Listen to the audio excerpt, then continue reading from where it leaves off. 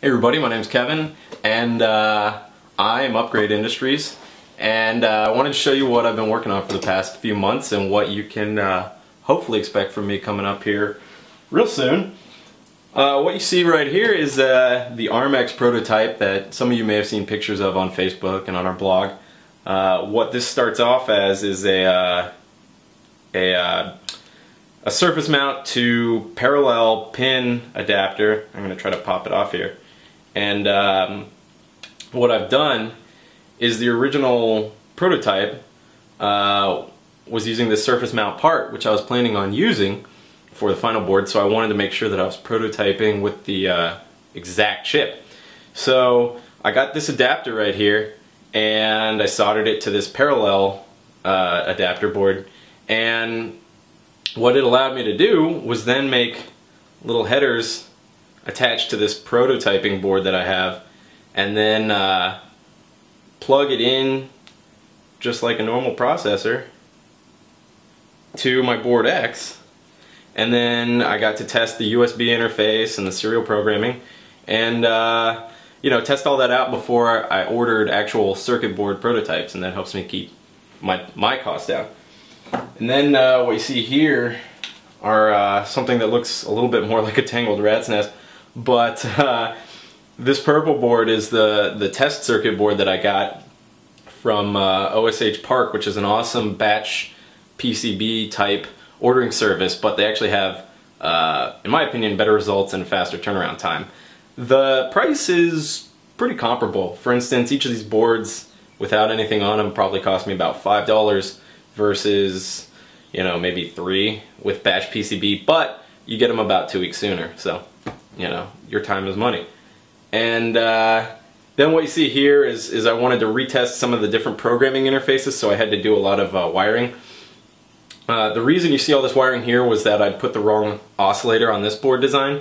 It was a 16 megahertz chip resonator that I put on it, and in order for USB to work I needed 12 megahertz. So I had to desolder it and then do some conditioning for the clock signal over here with capacitors, and you know, that required use of the breadboard. But it's good that I have it there, so you know, this is still one compact unit.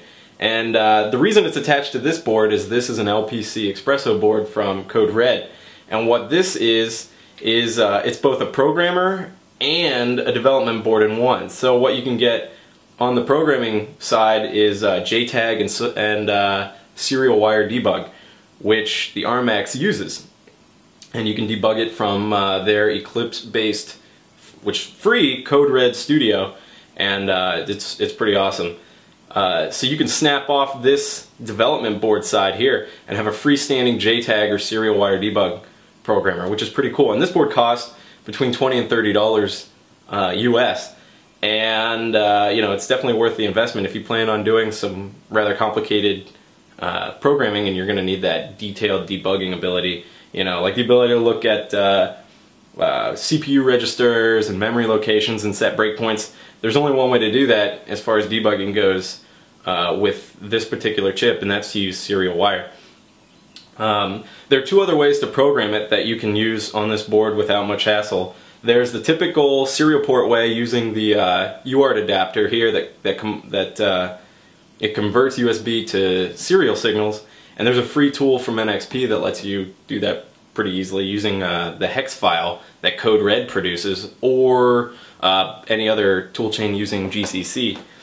And then there's also the standard, this actually has a USB bootloader built into the hardware, and all you have to do are cut these little traces on the back of board X, and that lets you access the raw USB signals without them getting intercepted by the UART adapter here. So unfortunately you use the ability to use UART to serial conversion, or to USB conversion, but if you're programming it over USB, you're probably already using USB anyway.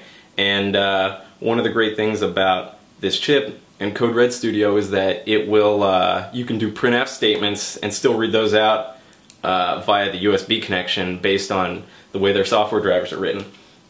So one of the neat things about this this chip is that when you want to program it over USB, all you do is you hook it into your computer and it pops up on your desktop like an external hard drive, and then all you have to do is take the hex file that your compiler spits out, and then just drag it over and overwrite it, and it's automatically programmed, and then all you do is reset it, and it works about as easily as you can possibly ask. I've never seen anything that works in that fashion, you know, just dragging the firmware over. I can think back to you know, when I first started with the Atmel AVR 328, I was I was really confused about how to get the code running on it, you know, and you're not going to have any of those problems with this chip. So what you have here are two steps in the prototyping process. You've got the brass board deal right here, then you've got the printed circuit board with the debugging, and then coming in the mail here soon are going to be the finished black circuit boards that work seamlessly with Board X.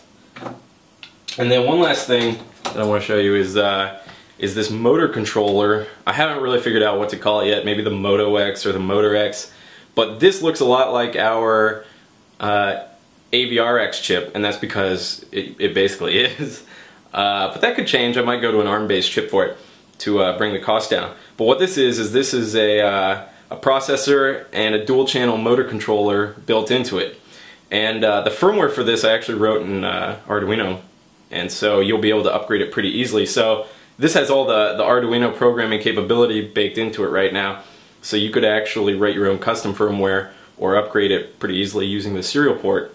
But what this guy does is this gives you two independent motor controls and encoder inputs, and you can talk to it via I2C, SPI, or serial, which is kind of a leap for most of the motor controllers I've seen that are going to be in this price range.